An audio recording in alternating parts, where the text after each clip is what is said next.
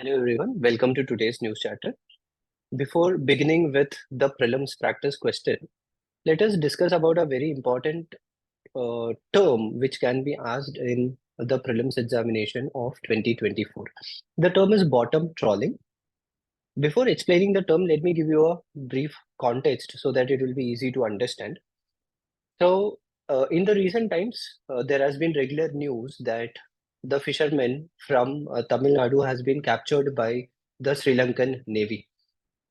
So the problem between the fishermen of India, especially from states of Tamil Nadu and Puducherry, and with the Sri Lankan Navy has been going on for a very long time. So the major problem is the fishermen of Sri Lanka complain that the fishermen from Tamil Nadu are involved in bottom trawling. So bottom trawling is a method of fishing in which the fishermen will use a type of fishing net which will get into the bottom in depth of the ocean, from which they can take out all the resources. So once you engage in this kind of fishing method, what happens is you can collect a huge amount of fishes, but the problem is you will end up exploiting the entire fishing resource. Everything will come along with the fishes. You will take out all the other resources also. So this will affect the biodiversity of the ocean. So this is creating impact on the fishermen from Sri Lanka also, because in Sri Lanka the bottom trawling is not allowed. It is illegal, and the fishermen of Sri Lanka are not having that much resources to get involved in this kind of fishing. So apart from that, the problem here is even when fishermen are not engaging in such activities, the Sri Lankan Navy will capture these fishermen and tell that you have crossed the border, you are illegally fishing in our water. So we need a proper solution for this. But from prelims perspective, the most important term is bottom trawling. Bottom trawling is a method of fishing in which the fishermen involve or use a certain fishing net which will get into the bottommost point of the ocean, with which you can remove all the fishes. So it is a very bad method of fishing. So the solution for this is the government should promote uh,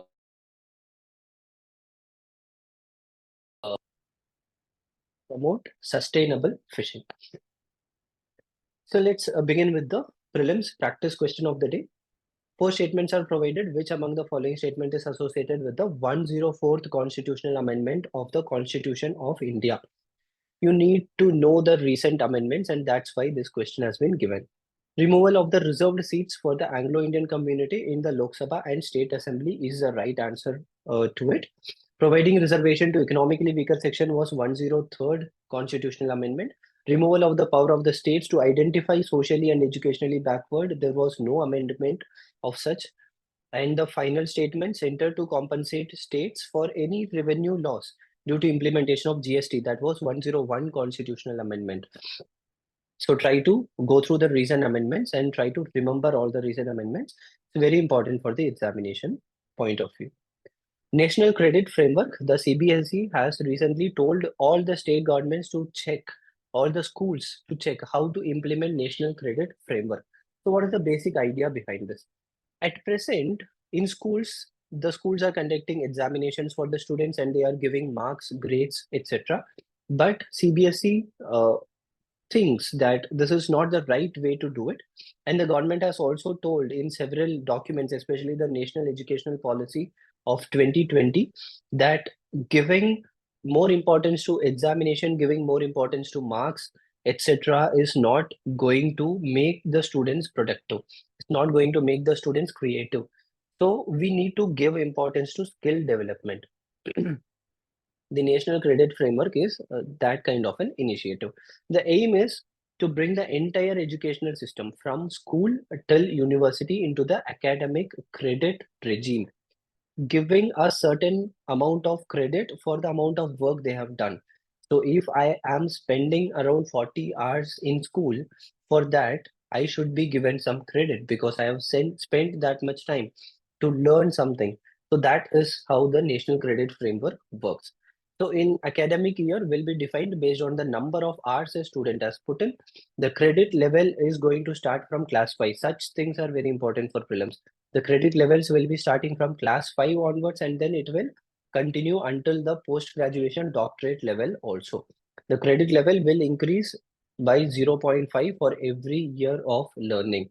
Learning hours in the context of NCRF, that is National Credit Framework, means time spent not just in classroom. It includes the time you have spent in other extracurricular activities also. For example, yoga, for example, sports, for example, some other kind of art and culture-based things. For everything, you will get certain credits.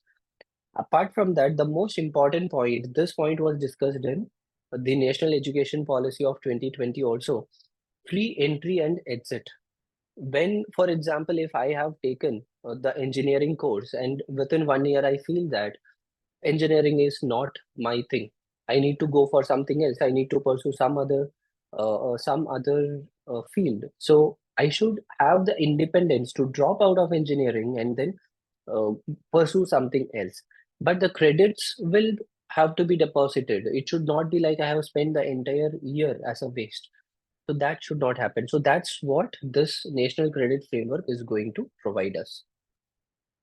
UCC in Uttarakhand, UCC is Uniform Civil Code. It is mentioned in Article 44 of the Indian Constitution.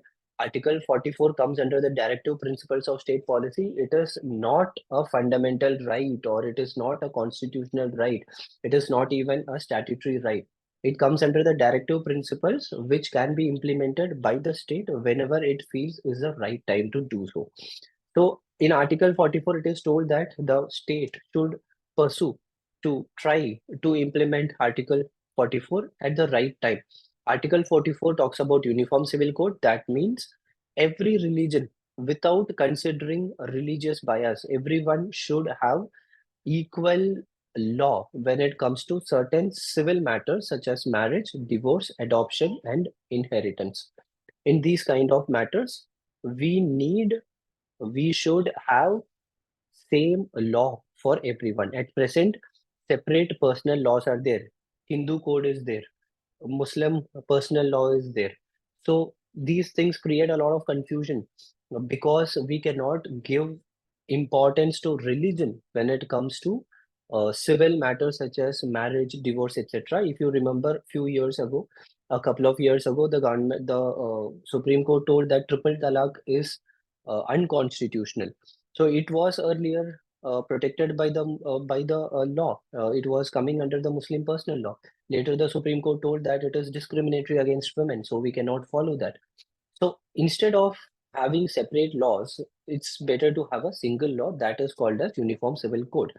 Now, the central government has not done anything regarding this until now, but the state governments can do it. How does a state government do it? Because this comes under the entry 5 of concurrent list. When anything is given in the concurrent list, it can be managed by the central government as well as the state government. So marriage and divorce, infants and minors, adoption, will, intestacy, succession, joint family and partition, everything comes under the concurrent list. So the state can take measures.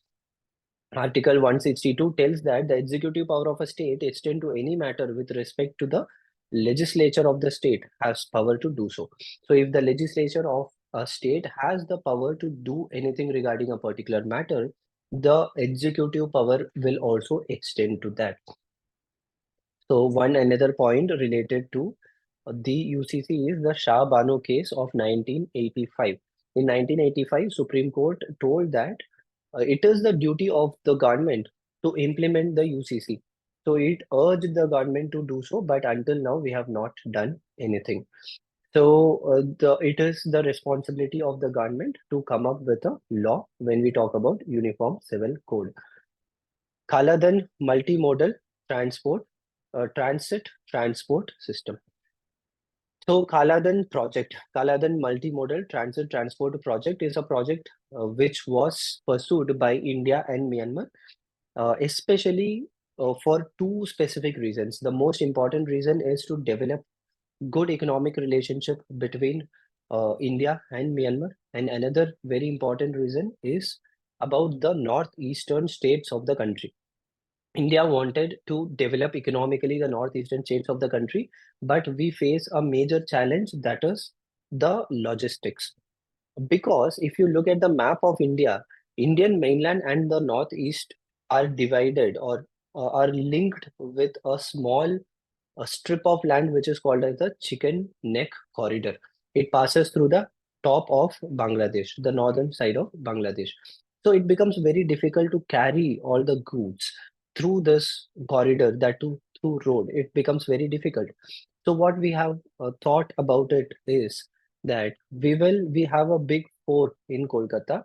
We can have a big port in Sitwe of Myanmar. So from Kolkata to Sitwe, we can carry the goods because it's just 539 kilometer. And from Sitwe of Myanmar, we can directly have road link to Aizawl of Mizoram. So this is a shorter route. This is the idea behind the Kaladan project. It connects eastern India, that is Kolkata, to Sitwe of Myanmar, and from Sitwe, Paletwa. Sitwe is in Rakhine state. Rakhine is one state. Paletwa is located in Chin state. Rakhine and Chin are two important bordering states of Myanmar. So from Chin state, it will go until Mizoram. So this is the basic idea, right? So the problem at present is military regime is going on in Myanmar. Apart from that, civil wars kind of condition is going on in Myanmar because in Rakhine state, certain insurgents are there. In Chin state, certain militant groups are there. In both these states, militant groups are fighting against the army. So the entire project is put on hold.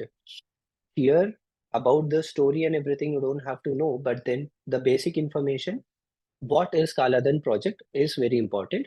Starts from Kolkata, reaches Sitwe, port of Myanmar. From Sitwe to Paletwa, it will be carrying everything through river boat.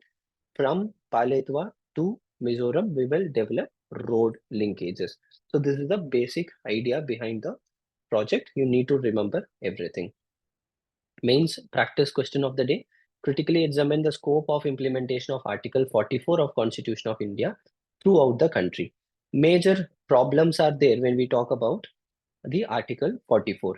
For example, the Law Commission of India told recently, about a couple of years ago, the Law Commission of India told that we do not have to implement a uniform civil code. All we have to do is find out those laws which are discriminatory to women or discriminatory to any particular section of the society and try to remove it. Try to bring out a common civil code which can be acceptable to the entire religion, which can be acceptable to the people, but bringing out a single law for all the civil matters throughout the country is not possible because several minority communities have been practicing their own religious practices for a very long time. So this is what the Law Commission told. But when it comes to examination, you have to find out the difficulties and then you have to come to a conclusion. You have to take a way forward. And the government have already formed committees regarding this to implement this. So let's see what the government does. You can give your opinion in this matter. One important term which has regularly been in news is the Three Brotherhood Alliance. Three Brotherhood Alliance is an alliance of three important militant groups which are operating in Myanmar. Names of these groups is not important, but then let me give you an idea. It's Myanmar National Democratic Alliance Army, Tang National Liberation Army, and then the Arakan army. So these three armies, these three are militant groups. They are fighting against the army of Myanmar. It is a civil war that is going on in Myanmar because the Myanmar army took over the government and they are not ready to conduct any democratic elections. So how long will a country be under a military regime? So this is the reason these people are fighting against the army. Now, from examination point of view, all you need to know is there is an alliance called as Three Brotherhood Alliance. It is an alliance of three militant groups of Myanmar that are fighting against the army. So that in prelims, if you get such a question, you can answer it easily. some important points, some important notes which you have to note down so that you can use in your answer is about the northeastern states and the violence in northeastern states. As you know, the northeastern states of India are infamously known for violence, insurgency, and sectarian violence, tribal problems, etc. But in the recent times, in the last 8 or 9 years, from 2014 to 2022, if you take the data and see the amount of violence, the amount of insurgents, the amount of attack on the states, all these things have reduced to a greater extent. 97% reduction is there in civilian casualties because of violence, 90% reduction in security forces casualties, 76% reduction, almost 3 by 4th of the entire number of violent incidents have reduced. So these points you should note down because about Northeast and the problems in Northeast is a very important topic when we talk from GS3 perspective. It comes under internal security. So try to take a note of it and make use of it in your answers also. That will be all for today. All the best. Study well. Let's meet tomorrow.